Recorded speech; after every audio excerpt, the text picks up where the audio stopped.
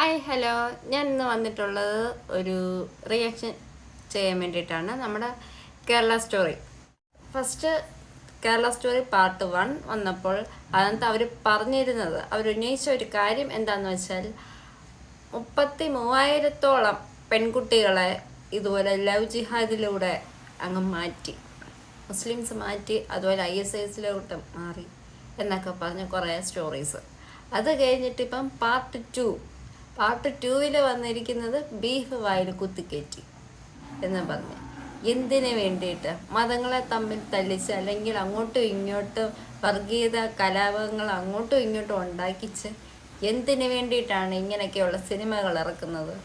ഉള്ള കാര്യങ്ങളോ ഉള്ളതുപോലെ നടന്ന സംഭവങ്ങൾ ഹിസ്റ്റോറിക്കലായിട്ടാണെങ്കിലും ശരി, അല്ലാതെ ആണെങ്കിലും ശരി, ഒരു കലാരൂപം, അതിൽ ആർട്സിൽ ഫിലിംസ് വരും, ഭരതനാട്യം വരും, മോഹിനിയാട്ടം, അങ്ങനെയുള്ള ഇതിൽ കൂടെ നമ്മൾ കാണിച്ചു കഴിഞ്ഞില്ല, അവരപ്പോൾ ഉടനെ കുറ്റക്കാരായി.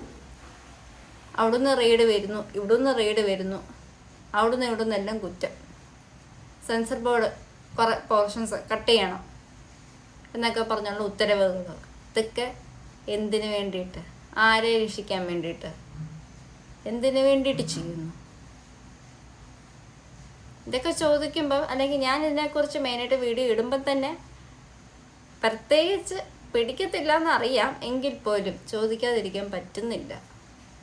കാരണം ഞാൻ ജനിച്ച് വളർന്ന നാട്ടിൽ ഇവിടെ മുസ്ലിംസ് ആണെങ്കിലും ഹിന്ദുസ് ആണെങ്കിലും ക്രിസ്ത്യൻസ് ആണെങ്കിലും ഒരുപോലെയാണ്. ഇവിടെ കൺവെൻഷൻ വന്നു കഴിഞ്ഞാൽ നിങ്ങൾക്ക് കാണാൻ പറ്റും. ഇതുവരെ കേട്ടുകേൾവി പോലും ഇല്ലാത്ത പല കാര്യങ്ങളാണ് ആ സിനിമയിലൂടെ കാണിച്ചിരിക്കുന്നത്. എന്തിനു വേണ്ടിയിട്ട്? അത് മാത്രമല്ല, ഇപ്പം കോടതി പറഞ്ഞിരിക്കുന്നത് ഇത് സിനിമ കാണാം, പക്ഷെ ട്രെയിലർ എടുത്ത് മാറ്റണം. അത് പറയുമ്പം ചില സംഖ്യകൾക്ക് അത് പിടിക്കത്തില്ല. അത് ഓപ്പണായിട്ട് തന്നെ പറയാം.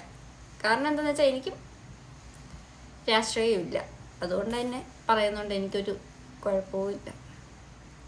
തെറ്റ് കണ്ടാൽ പ്രതികരിക്കും, അത്രയേ ഉള്ളൂ. അതുപോലെ ഇപ്പം ഞാൻ ന്യൂസ് കണ്ടതിൽ അതിനകത്ത് ഒരാൾ പറയുന്നത് കേട്ടു, അത് അവരുടെ സൗകര്യം കേരള സ്റ്റോറി എന്ന് പേരിട്ടെന്ന്. എന്താ പറയണ്ടേ? ഡിബേറ്റാണ്. സൈഡിൽ നിന്ന് വന്നൊരു വ്യക്തി വന്നിരുന്ന് സോഷ്യൽ മീഡിയ പ്ലാറ്റ്ഫോമിൽ കൂടെ പറയുന്നു, നമ്മുടെ കേരളത്തിൽ നടക്കാത്തൊരു സംഭവം നടന്നു എന്ന് പറഞ്ഞിട്ട് അത് അവരുടെ സൗകര്യമാണ് പേരിട്ടത്, അതും കേരള സ്റ്റോറി എന്ന് പറഞ്ഞ്. കേരളത്തിൽ നടക്കാത്ത സംഭവത്തെക്കുറിച്ച് ഇല്ലാത്തത് പറഞ്ഞുണ്ടാക്കി ഇടുന്നത്. ഇങ്ങനൊക്കെ ചെയ്യുന്നത് ശരിയാണെന്ന് തോന്നുന്നുണ്ട്. എന്തിനു വേണ്ടിയിട്ടാണ് ഇങ്ങനെ ചെയ്യുന്നത്? എന്തായാലും ഇവിടെ കുറച്ച് കഷ്ടപ്പെടേണ്ടി വരും, ഒന്ന് നേടിയെടുക്കാൻ വേണ്ടിയിട്ട്. സ്ഥാനം കിട്ടാതെ വരുമ്പോഴുള്ള ഒരു ഫ്രസ്ട്രേഷൻ, അതാണ് നമ്മുടെ കേരളത്തിനോട് കാണിച്ചുകൊണ്ടിരിക്കുന്നത്. അത് പല രീതിയിൽ കാണിച്ചുകൊണ്ട് തന്നെ ഇരിക്കുന്നു. അതിലൊരു വർഷം മാത്രമാണ് ഈ കേരള സ്റ്റോറി എന്ന് പറയുന്ന സിനിമ ഇറങ്ങുന്നത്. ഇതിൽ സെൻസർ ബോർഡ് ഇല്ല, കട്ടിങ്സ് ഇല്ല, ഒന്നുമില്ല. പക്ഷേ വേറൊരു മാതൃഭൂമി ചാനലിനകത്ത് ഞാൻ കണ്ടു എമ്പുരാൻ്റെ കാര്യം പറയുന്നത്. അതുപോലെ തന്നെ 24-നകത്ത് ഞാൻ കണ്ടു ഗ്രേറ്റ് ഇന്ത്യൻ കിച്ചൺ എന്ന കാര്യം പറയുന്നത്. പണ്ട് ഉള്ള രീതിയാണ് ആ സിനിമയ്ക്കകത്ത് കാണിച്ചിട്ടുള്ളത്. ഇന്നും ആ രീതിയിൽ തന്നെ ജീവിക്കുന്ന ആൾക്കാർ നമുക്ക് ചുറ്റുമുണ്ട്, ഇല്ലെന്ന് പറയാൻ പറ്റത്തില്ല. ആർക്കെങ്കിലും അങ്ങനെ പറയാൻ പറ്റുമോ? ഇല്ല. എവിടെയെങ്കിലും ഏതെങ്കിലും ഒരു സൈഡിൽ അതിനെക്കുറിച്ച് അനുഭവിക്കാത്തവരായിട്ട് ആരും കാണത്തില്ല. അപ്പോൾ ഇങ്ങനെ ഇല്ലാത്ത കള്ളത്തരം പറഞ്ഞുണ്ടാക്കുന്നത് ഒരിക്കലും നിലനിൽക്കാൻ പോകുന്ന കേസേ അല്ല. ആ ഒരു സംഭവത്തിനെയും ഇസ്ലാമുമായിട്ട് കണക്ട് ചെയ്ത് എന്തിന് ഒരു കലാപം പോലെ ഇങ്ങനെ സൃഷ്ടിക്കുന്നു?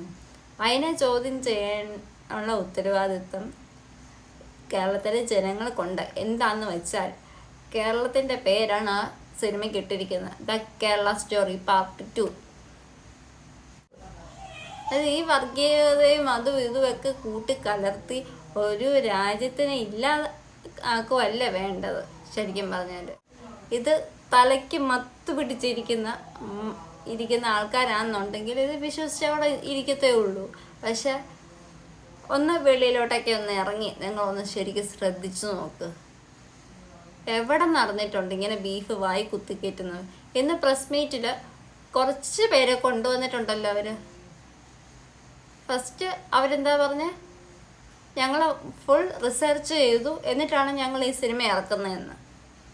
ഇപ്പം എന്താ പറയുന്നത്, ആൾക്കാരെ കൊണ്ടുവന്ന് കഴിഞ്ഞപ്പോൾ UP, ഗുജറാത്ത് അങ്ങനെയൊക്കെയുള്ള സ്ഥലങ്ങളിൽ നിന്ന് കുറേ പെൺപിള്ളേർ വന്നിട്ടുണ്ട്.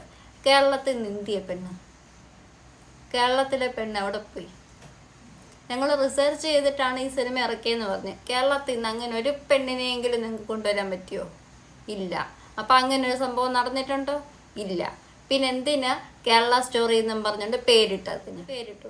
അപ്പോൾ ഉടനെ അവിടെ പറയുന്നത് കേട്ടല്ലോ, അത് ഞങ്ങളുടെ സൗകര്യമാണ് പേരിടുന്നത്. അങ്ങനെ പേരിടാൻ പറ്റത്തില്ല. ഒരു സ്റ്റേറ്റിനെ അപമാനിക്കുന്ന രീതിയിൽ അങ്ങനെ പേരിടാൻ പറ്റത്തില്ല. വേണമെങ്കിൽ ഇന്ത്യൻ സ്റ്റോറി എന്നും പറഞ്ഞിടാൻ പറ്റുമോ? ഇല്ല. അപ്പം അവിടെ പൂട്ട് വീഴും. എന്തുകൊണ്ടാണ്? ഈ കേരള സ്റ്റോറി എന്ന് മാറ്റിയിട്ട് ഇന്ത്യൻ സ്റ്റോറി പാർട്ട് 1, പാർട്ട് 2 എന്നും പറഞ്ഞ് ഇറക്കാൻ പറ്റുമോ? ഈ നിർമ്മാതാവിന് പറ്റുമോ? ഇല്ല. അപ്പം തന്നെ അവിടെ പൂട്ട് വീഴും. അതേസമയം കേരള സ്റ്റോറി എന്നും പറഞ്ഞ് ഇറക്കുവാന്നുണ്ടെങ്കിൽ കുറച്ച് വോട്ട് ഒപ്പിക്കാം. ഉള്ള കാര്യം അവരിറക്കി, അവിടെ ആൾക്കാർ വിശ്വസിച്ചോളൂ. അത് എളുപ്പമാണല്ലോ. മറ്റ് രാജ്യങ്ങളിൽ പോകുമ്പോൾ നമ്മൾ മുൻപന്തിയിൽ നിൽക്കണം എന്നുണ്ടെങ്കിൽ നമ്മുടെ സർക്കാർ, ആരാണോ നമ്മുടെ രാജ്യം ഭരിക്കുന്നത്, ആ സർക്കാർ നമ്മളുടെ നാടിനെ, അതായത് നമ്മുടെ രാജ്യത്തിന് കളങ്കം വരാത്ത രീതിയിലുള്ള കാര്യങ്ങൾ ചെയ്തെങ്കിൽ മാത്രമേ ആ പോകുന്ന ആൾക്കാണെങ്കിലും രാജ്യത്തുള്ള ജീവിക്കുന്നവർക്കാണെങ്കിലും നല്ല രീതിക്ക് മുന്നോട്ട് പോകാൻ പറ്റത്തുള്ളൂ. ഇങ്ങനെയൊക്കെയുള്ള കള്ളത്തരം പറഞ്ഞു പരത്തുന്ന കഥകൾ ഇങ്ങനെ വലിച്ചിറക്കി കഴിഞ്ഞാൽ വെളിയിലോട്ട് ഒരു വെളിനാട്ടിൽ പോയി ജോലി അന്വേഷിക്കുന്ന സമയത്ത് കേരള സ്റ്റോറി എന്ന് പറഞ്ഞ് ഞങ്ങൾ സിനിമ കണ്ട് we are not interested to take you in this company എന്നും പറഞ്ഞത് റിജക്റ്റ് ചെയ്യുവാണ്. അത് ഞാൻ ഫേസ് ചെയ്തിട്ടുള്ളതുകൊണ്ടാണ് ഞാനതിപ്പോൾ ഓപ്പണായിട്ട് പറയുന്നത്. അപ്പോൾ വീഡിയോ എല്ലാവർക്കും ഇഷ്ടമായെന്ന് വിചാരിക്കുന്നു. എല്ലാവരും ലൈക്ക് ചെയ്യുക, ഷെയർ ചെയ്യുക, കമൻറ്റ് ചെയ്യുക, ഹൈപ്പ് തരാൻ മറക്കരുത്. അപ്പോൾ നാളെ കാണാം. ടാറ്റാ.